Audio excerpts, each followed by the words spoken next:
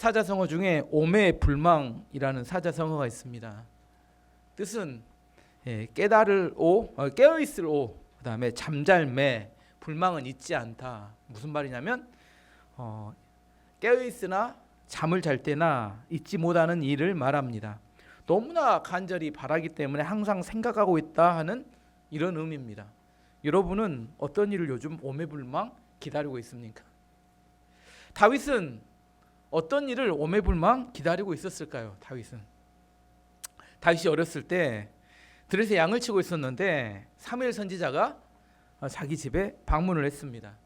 그때 7명의 형들은 다 불려갔지만 다윗은 혼자 밖에서 양을 치고 있었습니다. 자신과 상관없는 일인 줄 알고 양을 치고 있었는데 갑자기 선지자님께서 자기를 불렀어요. 그래서 가봤더니 사무엘 선지자가 다윗에게 기름을 부어서 왕으로 선포를 하였습니다. 다윗은 그 기름을 부음을 받고 난 다음에 그 이후의 삶이 전혀 다른 삶을 살게 됩니다. 사무엘상 16장 13절 말씀 보시면 사무엘이 기름 뿔병을 가져다가 그의 형제 중에서 그에게 부었더니 이날 이후로 다윗이 여호와의 영에게 크게 감동되니라. 사무엘이 떠나서 라마로 가니라. 다윗이 전혀 다른 인생을 살게 된 이유가 무엇이었어요? 왜 전혀 다른 인생을 살았어요? 여호와의 영, 성령께서 그의 마음을 감동했기 때문입니다. 성령 충만하여 성령의 인도하심을 따라 살게 되므로 생각하지 않았던 놀라운 삶을 살게 되었습니다. 마치 출애굽기에 나오는 출애굽한 이스라엘 백성들이 광야에서 불기둥과 구름기둥으로 인도함을 받으며 광야에서 살았던 것과 똑같습니다. 이스라엘 백성들이 광야에서 40년 동안 어떻게 살았어요? 40년 동안 뭘 먹고 살았어요? 만나를 먹고 살았습니다. 무슨 물을 마셨어요? 반석에서 나오는 생수를 먹고 살았습니다. 광야에서. 그리고 굴기둥과 구름기둥이 매일처럼 그들을 인도해 갔습니다. 하지만 항상 좋은 일만 있었던 건 아닙니다. 광야에서 배고픔도 있었고 목마름도 있었고 질병도 걸렸고 전쟁도 있었고, 하지만 다양한 고난 중에 하나님께서 그들을 인도하시고 보호하셨던 경험이 있었습니다. 다윗도 마찬가지였습니다. 기름 부음을 받고 난 다음에 성령의 충만한 삶을 살았는데 그 삶의 내용은 뭐였냐면 사울왕이 죽이려고 매일처럼 쫓아다녔습니다. 하지만 그런 고난 중에 고난만 있었냐? 그렇진 않다는 겁니다. 놀라운 하나님의 구원이 있었고 능력을 체험하는 삶이 있었어요. 다윗이 그런 고난 중에 너무너무 힘들 때 다윗이 하나님께 기도했던 기도 중에 하나가 시편 13편이 있습니다. 시편 13편을 한번 읽어보면 이렇습니다. 여호와여 나의 말에 귀를 기울이사 나의 심정을 헤아려 주소서. 나의 왕 나의 하나님이여 내가 부르짖는 소리를 내가 부르짖는 소리를 들으소서. 내가 주께 기도하나이다. 여호와여 아침에 주께서 나의 소리를 들으시리니 아침에 내가 주께 기도하고 바라리이다. 주는 아닌데 13장이 아니었나? 제가 몇 장인지 모르겠는데 여호와여 어느 때까지니까 나를 영원히 잊으셨나이까? 주의 얼굴을 나에게서 어느 때까지 숨기시겠나이까? 나의 영혼이 번민하고 종일토록 마음에 근심하기를 어느 때까지 하며 내 원수가 나를 치며 자랑하기를 어느 때까지 하리이까? 여호와 내 하나님이여 나를 생각하사 응답하시고 나의 눈을 밝히소서. 두렵건대 내가 사망의 잠을 잘까 하며 두렵건대 나의 원수가 이르기를 내가 그를 이겼다 할까 하며 내가 흔들릴 때 나의 대적이 기뻐할까 하나이다. 나는 오직 주의 사랑을 의지하였사오니 나의 마음은 주의 구원을 기뻐하리이다. 내가 여호와를 찬송하리니 이는 주께서 내게 은덕을 베푸심이로다. 다윗이 고백합니다. 몇 장이에요? 13장 맞죠? 맞는 것 같은데 하나님께서 빨리 응답하셔 원수를 쳐주시지 않으면 원수가 자기를 자랑하고 돌아다닐 거라는 겁니다. 나의 눈을 밝혀서 영적인 깊은 것들을 깨닫게 하지 못하면 내가 사망의 잠을 자다가 대적 때문에 내 마음이 흔들릴까 하나님 두렵습니다. 하지만 나는 오직 주님만을 사랑하고 주님의 구원만을 기뻐하며 주님만을 찬송하겠습니다. 다른 어떤 신들이 도와준다 해도 저는 그 신들의 도움을 원하지 않습니다. 저는 오직 하나님이 나의 유일한 구원자이고 나의 주님이십니다. 이렇게 고백하는 겁니다. 성령 충만은 만사 형통을 이야기하는 건 아닙니다. 성령 충만은 하나님께서 우리를 강하게 하신다는 겁니다. 고난을 통해서도 강하게 하시고 축복을 통해서도 우리를 강하게 하십니다. 우리가 원하는 게 다 이루어지는 게 아니에요. 다윗의 삶을 보면 지금까지 쭉 사무엘상 화를 살펴봤듯이 다윗은 사울 왕의 추적을 피하며 죽을 고생을 다하며 살았습니다. 그가 오매불망 기다렸던 건 뭐였을까요? 뭘 기다렸어요? 오늘 본문에 나왔듯이 사무엘 선지자가 기름 부어 왕으로 세웠던 것처럼 이스라엘의 왕이 되는 것이 그에게 있어서 오매불망 기다리는 소망이었습니다. 드디어 간절히 기다렸던 그 일이 이제 다윗에게 순식간에 일어났습니다. 1절 2절 말씀 보시면 그 일이 있는 후에 이스라엘의 모든 지파들이 헤브론에 있는 다윗에게 왔습니다. 그들은 다윗에게 이렇게 말했습니다. 왕이시여, 우리는 당신 집안 사람들입니다. 전에 사울이 우리의 왕이었을 때에도 당신은 이스라엘을 위해 우리를 싸움터에서 이끈 분이었습니다. 여호와께서는 당신에게 너는 내 백성 이스라엘을 위한 목자가 될 것이다. 너는 그들의 통치자가 될 것이다 라고 말씀하셨습니다. 북쪽의 11지파의 장로들이 찾아와서 이야기합니다. 다윗에게 뭐라고 이야기하냐면 하나님께 당신에게 이야기했다는 거예요. 진작 찾아오지. 이스보셋이 죽고 왕이 죽고 아브넬 장군이 죽으니까 이제 찾아와서 뭐라고 해요? 하나님께서 당신에게 말했다는 겁니다. 당신은 이스라엘의 목자가 될 것이고 이스라엘의 통치자가 될 것이다. 무슨 말이에요? 이제 우리가 하나님 말씀대로 당신을 우리의 왕으로 받아들일 테니 우리의 왕이 되어주십시오. 이렇게 요청하는 겁니다. 다윗이 그동안 너무 오랫동안 기다려왔던 순간이고 드디어 수없는 많은 죽음의 고비를 거쳐서 이제 그 일이 현실로 이루어졌습니다. 다윗이 그 이야기를 듣는 순간 아마 머릿속에는 수많은 지났던 일들, 힘들고 어려웠고 죽을 고비를 넘겼던 그런 순간들이 머릿속에 지나갔을 겁니다. 3절 말씀 보시면 이스라엘의 모든 장로들은 헤브론에 있던 다윗에게 왔습니다. 헤브론에서 다윗은 여호와 앞에서 그들과 언약을 맺었습니다. 그리고 그들은 다윗에게 기름을 부어 다윗을 이스라엘의 왕으로 삼았습니다. 12지파의 모든 장로들이 모여서 헤브론에서 다윗에게 충성 맹세를 합니다. 그리고 기름을 부어서 전 모든 이스라엘의 왕으로 다윗을 세웁니다. 얼마나 감동스러운 순간일까요? 근데 성경을 읽어보면 이상하게 감동적인 표현이 아니라 그냥 평소에 있었던 평범한 일 한 가지로 그냥 아주 평범하게 서술을 합니다. 우리가 실제로 오매불망 간절히 기다렸던 일들이 우리 삶에 딱 발생하고 이루어지면 너무 행복하고 기뻐서 막 하늘에서 뭐 폭죽이 터질 것 같은데 실제로 기대했던 일이 일어난데 뭐는 없어요? 그냥 감동이 없이 너무 평범한 일상이 내 안에 주어진 것을 경험하게 됩니다. 제 이야기를 해보면 제가 의대를 입학해서 6년 동안 학교 다니면서 공부하는 게 쉽지 않았습니다. 아침에 6시 반에 버스를 타고 학교를 가면 수업 다 듣고 도서관 공부하다가 한 10시 정도 되면 막차 끊어지기 전에 차를 타고 집에 돌아옵니다. 6년 동안 매일처럼 이렇게 살았어요. 어느 날 고개를 들어보면 나무가 울긋불긋해졌어요. 단풍이 들었네. 그러면 그때 느끼는 게 가을이 됐네. 3, 4개월만 하면 고개를 들었던 그런 느낌이에요. 날씨가 변하고 기후가 변한 걸 못 느꼈습니다. 그리고 의대를 6년 만에 졸업하고 공중보건의로 3년 동안 장성하고 완도에서 지내고 다시 병원에서 인턴 1년, 레전트 4년 다 합치면 14년 동안 쉬지 않고 달려서 전문의가 됐습니다. TV에서 메디컬 드라마를 보면 전공의들이 여유도 있고 시간도 있고 연애도 하고 음악도 하고 아주 즐겁게 삽니다. 실제는 안 그렇습니다. 시험을 보면 60점 이하가 나오면 재시험을 봐야 돼요. 재시험에서 60점을 못 넣으면 유급이 됩니다. 학년을 못 올라가요. 학년이 못 올라가는 학생들이 꽤 많습니다.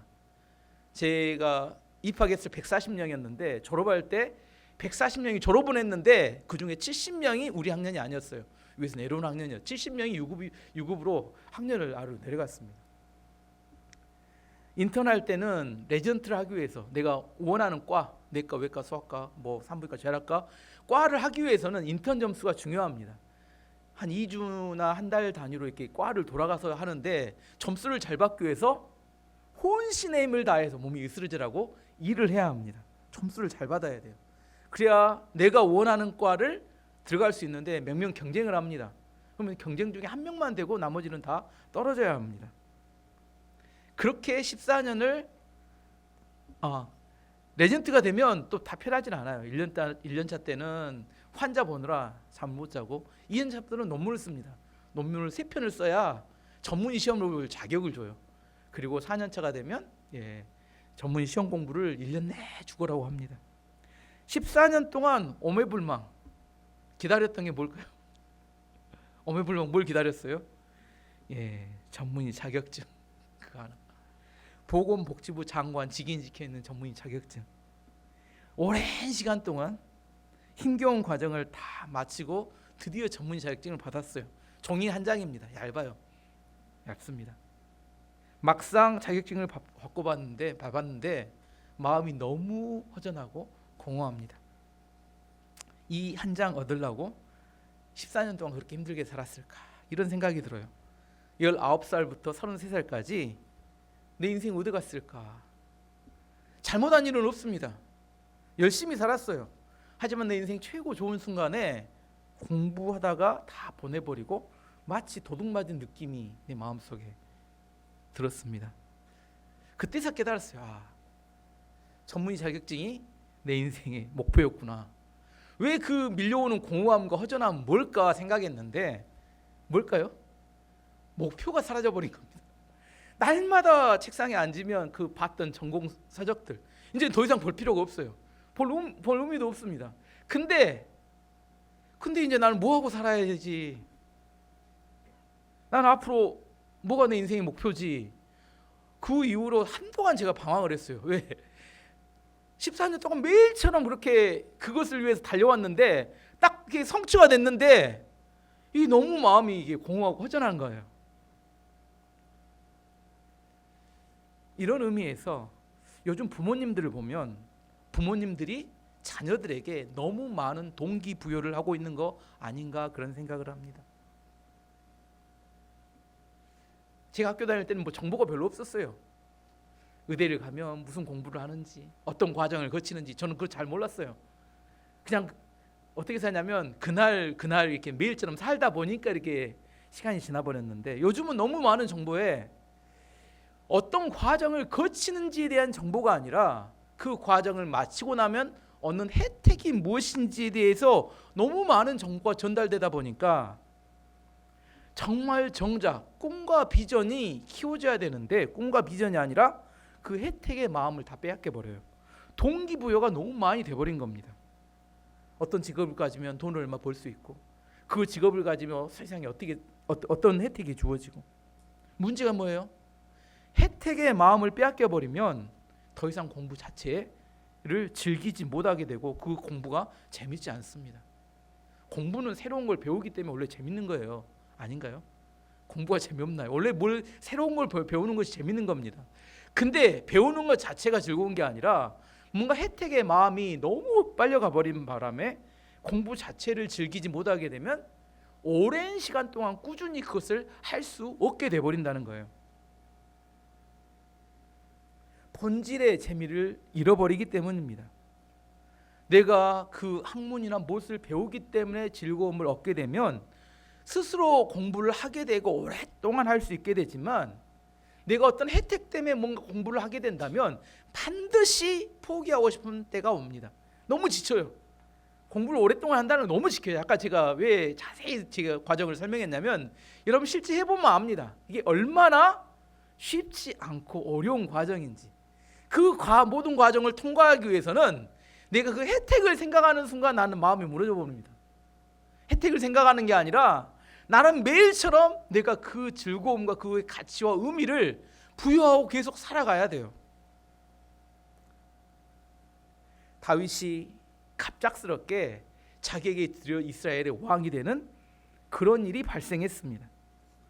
도파민이 막 터지면서 하늘에서 폭죽이 터지고 너무 즐겁고 행복하고 감동적이어야 되는데 그렇지 않아요. 너무 일상적인 평범한 이야기입니다. 다윗에게도 어쩌면 제가 느꼈던 그 공허함이 찾아왔을지도 모를 것 같아요.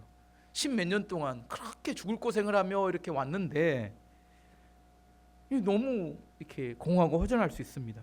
다윗은 어떻게 그 공허함과 허전함을 이겨낼 수 있었을까? 어떻게 해요? 다윗은 그가 왕으로 기름 부음 받은 다음에 오늘 뭘 축제를 했다 이런 이야기가 적어진 게 아니라 그가 했던 첫 번째 일은 난공불락의 성이었던 예루살렘 성을 정복했던 이야기를 적어놓고 있습니다. 하나님께서는 400년 다윗이 있었던 400년 전에 여호수아에게 12지파에게 땅을 분배해 주면서 뭐라고 명령했냐면 그 자기가 분배받은 땅을 다 정복하라 이렇게 하나님 명령하셨어요. 근데 정복하기 쉬운 땅은 정복을 하지만 정복하기 어려운 땅들은 또 냅둬버리니까 가나안 족속들과 함께 살게 되었습니다. 400년 동안 포기했던 대표적인 땅이 어디였냐면 예루살렘 성이었어요. 왜 예루살렘 성을 포기했을까요? 정복하기가 너무나 힘든 땅이었어요. 일반적으로 도시를 만들 때 도시를 어디에 많이 만들까요? 물이 많은 강 옆에 일반적으로 도시를 만듭니다.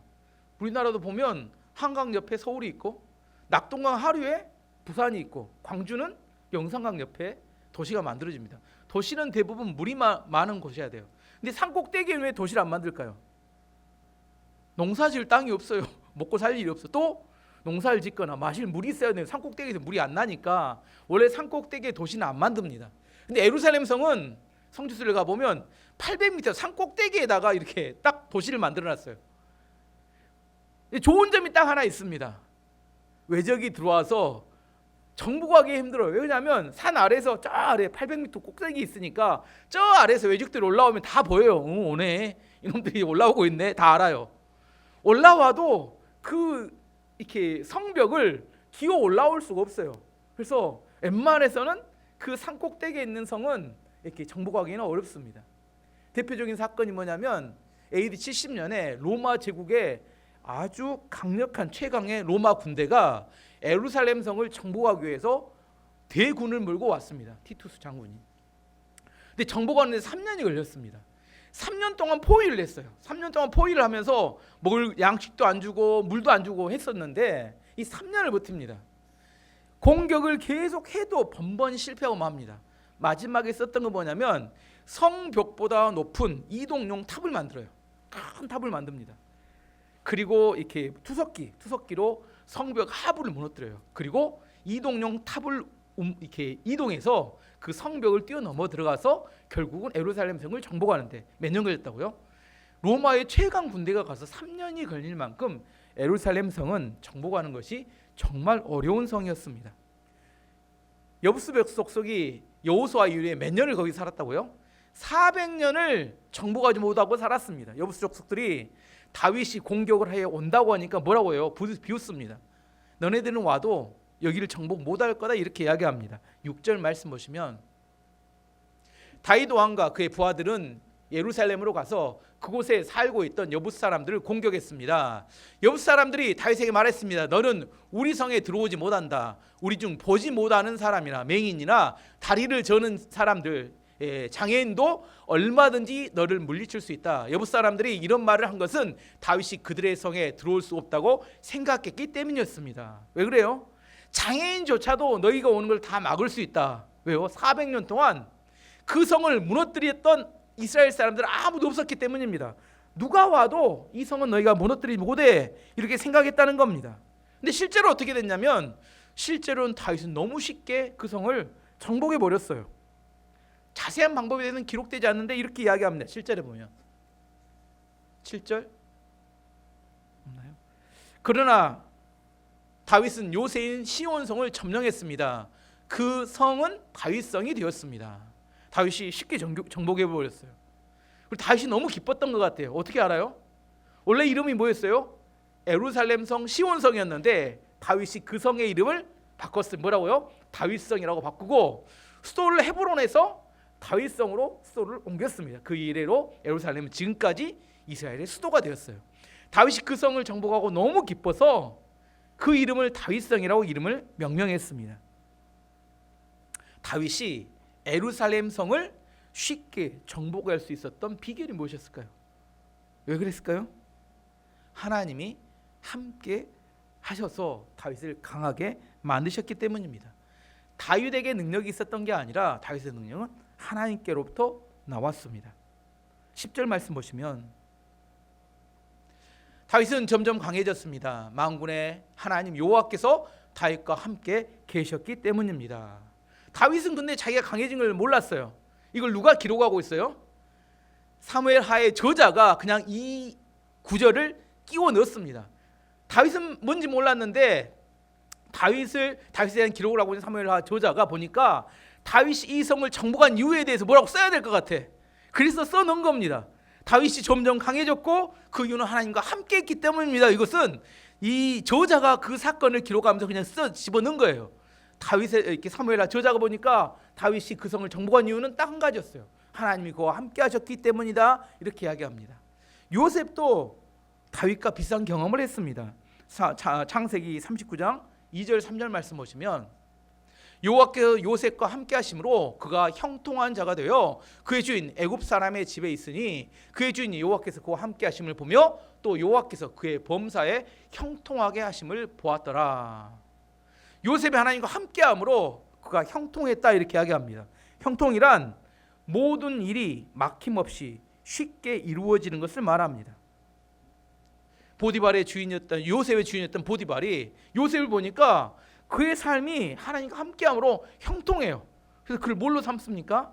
자기 집의 총무로 삼습니다. 요셉이나 다윗이나 하나님과 함께하심으로 그의 삶에 형통함이 있었다 이렇게 이야기합니다.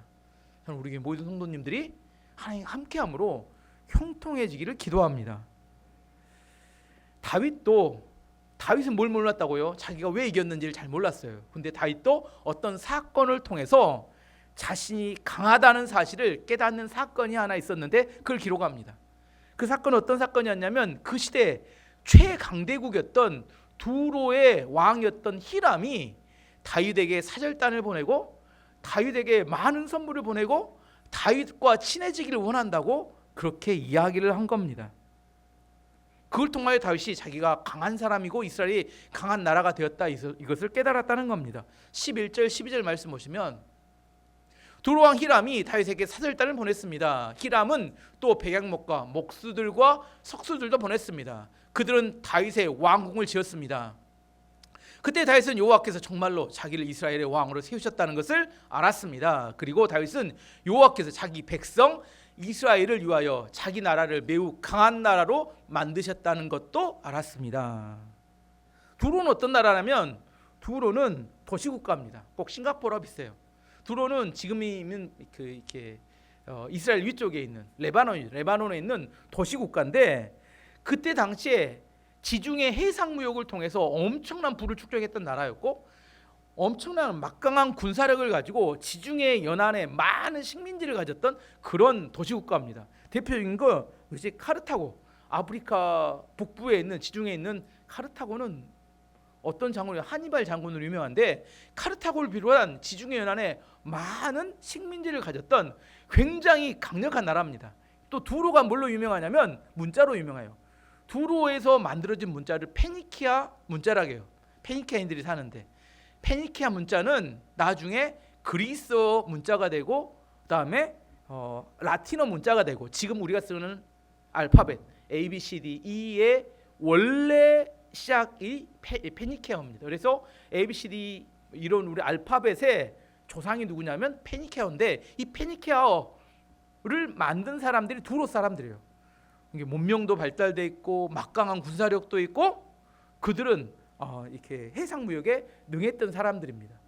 근데 다윗 그가 생각할 때 이 두로 왕 히람은 엄청난 강력한 나라 사람인데 두로 왕이 자기에게 찾아와서 친하게 지내자는 거예요. 선물을 갖고 와서 찾아옵니다. 그때 깨달았습니다. 내가 진짜 이스라엘의 왕이 되었고 하나님께서 이스라엘을 강한 나라로 만드셨다는 사실을 그때 깨닫게 됩니다. 한번 물어볼게요. 다윗이 스스로 강해지려고 노력을 했습니까? 다윗은 하나님 말씀을 따라 순종하며 살았습니까? 어떻게 살았어요? 다윗은 자기가 강해지려고 살지 자기가 강한지도 몰랐습니다. 다윗은 하나님 말씀에 순종하며 어떻게 해요? 그날 매일처럼 하나님 말씀대로 살아왔는데 나중에 보니까 자기가 어떻게 됐다는 걸 알았어요. 자기가 이스라엘 왕이 되었고 자기 나라가 강력한 나라가 됐다는 사실을 깨달았다는 겁니다. 내가 목표를 정한다고 우리가 목표를 이루는 게 아닙니다. 예를 들어볼까요? 여러분이 정한 목표를 1년이 지나고 나면 몇 프로나 이루든가요? 목표를 10이라고 생각합시다. 10. 1은 0은 아무것도 아니고 7 정도 이룬 사람 1년 지나고 나면 이거 드뭅니다. 5 정도 이룬 사람도 쉽지 않아요. 대부분 한 3 정도 이룰까? 10이 목표라면 1년이 지나고 나면 사람이 내가 10 목표를 세우고 10을 이루기는 쉽지 않아요. 어떤 사람이 시험 공부를 합니다. 시험 공부를 한 10 정도 하면 시험 붙을 수 있어요. 근데 10 정도 공부해서 붙은 사람 제가 거의 못 봤습니다. 어떤 사람이 사업을 합니다. 이번 사업은 100% 확신을 해요. 그럼 한 50% 정도 성공 확률이 있습니다. 근데 성공 확률이 한 이렇게 절반 될 것 같다. 이 사람 무조건 실패합니다. 내가 한 10 정도의 일을 하거나 그 정도의 점수를 시험을 봐서 얻거나 하고 싶으면 어느 정도 준비를 해야 될까요? 목표가 한 20 이상은 돼야, 그리고 또 최선을 다해 달려야 겨우 10 정도에 도달할 수 있습니다. 사람이 목표를 세운다고 목표를 이루는 게 아니기 때문입니다. 목표를 세우는 목표를 세우는 게 아니라 목표에 도달하는 더 좋은 방법이 있어요. 목표를 이루려고 달려가는 게 아니라 뭐냐면 그 본질을 좋아하는 겁니다. 공부를 잘하려면 그 과목 공부하는 걸 좋아하면 스스로 공부를 찾고 공부를 하게 됩니다. 의사가 병원에서 환자를 잘 돌보고 싶으면 돈을 버는 것이 아니라 환자를 돌보는 것을 즐겁게 여기면 그 환자를 잘 돌보게 됩니다. 우리가 신앙생활을 잘하려면 말씀을 읽고 기도하는 것이 재밌어야 돼요. 1시간 기도하는 게 쉬운가요? 쉬운 사람도 있어요. 어떻게 하면 1시간 기도할 수 있을까요? 하나님을 만나고 그 기도 안에서 하나님과 인격적인 교류가 발생하고 그 하나님과의 관계 안에서 정말 그 기도를 통해서 하나님과의 내 모든 인격적인 교류와 내 안에 어떤 삶이 나누어지면 1시간 기도하는 게 어렵지 않습니다. 근데 나는 오늘 1시간 기도해야겠다. 눈 뜨고 나면 10분은 기도하기도 힘들어요. 여러분 10분 기도하는 게 쉬울 것 같아요? 여러분 시계 들고 해보세요. 제가 10분 기도해야겠다 이렇게 눈 감고 실제 해봤어요. 1분이 안 걸리더라고. 눈 떴는데 1분도 안 됐어. 눈 떠버렸어요. 나는 10분 느꼈는데 10분이라고 느끼고 눈을 떴는데 1분이 안 됐다니까요. 왜 그래요? 목표를 정하면 그 목표를 이루는 게 쉽지 않다니까요.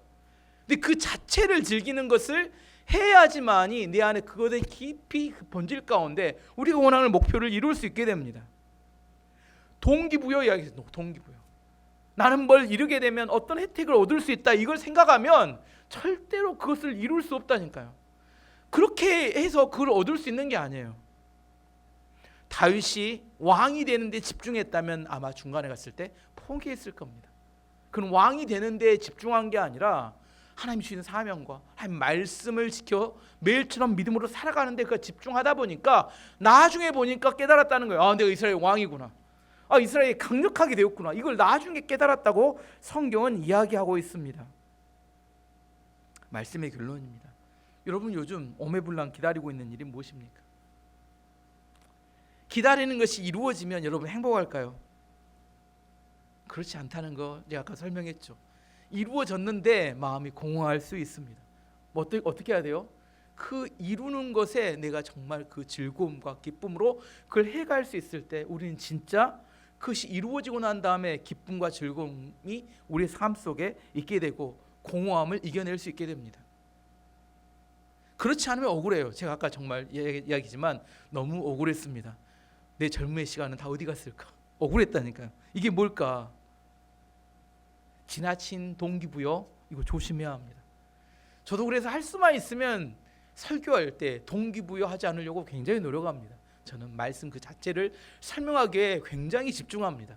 왜냐하면 말씀이 여러분으로 하여금 움직이게 해야 진짜 여러분은 하나님을 만날 수 있고 하나님 앞에 자유로운 신앙생활을 할 수 있는 거지, 뭘 해야 된다 하면 하나님이 이런 복 준다 저런 복 준다 이런 복 준다 이렇게 이야기하면 여러분은 그 동기부여에 여러분의 마음이 녹아버리고 그걸 얻기 위해서 뭔가 하다 보면 진짜 얻을 수 있는 것을 하나도 얻지 못하게 되기 때문입니다. 그럼 말씀을 읽을 때 말씀 안에 있는 하나님을 느끼셔야 돼요. 그러면 말씀이 재밌습니다.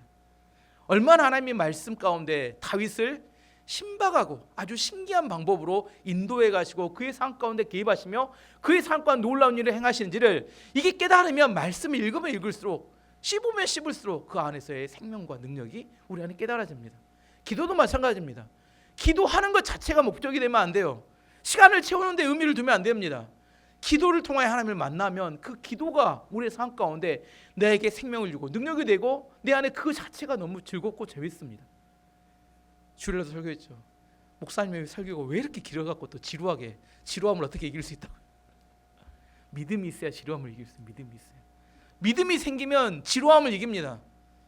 주일날 이야기했더니 모두 이해 못한 사람이 너무 많더라고요. 여러분 왜 지루해요? 우리 여러분 삶이 왜 지루합니까? 왜 못 기다려요? 자식들을 보면서 이놈이 언제 커가지고 돈 벌어올까? 지루해. 우리 어머니가 저한테 했던 소리. 학교 다닐 때 공부는 잘했는데 이놈들이 언제 커가지고 돈 벌어와서 내가 이제 편하게 살까? 그런 이야기를 학교 다닐 때 하시더라고. 공부를 잘하니까 즐겁긴 하시는데 기다리는 게 너무 힘들다는 거예요. 너무 기다리는 게 힘들다는 거예요. 여러분 못 기다립니다. 자식들이 여러분 효도할 날이 올까요? 말라 죽습니다. 뭐 해야 돼요?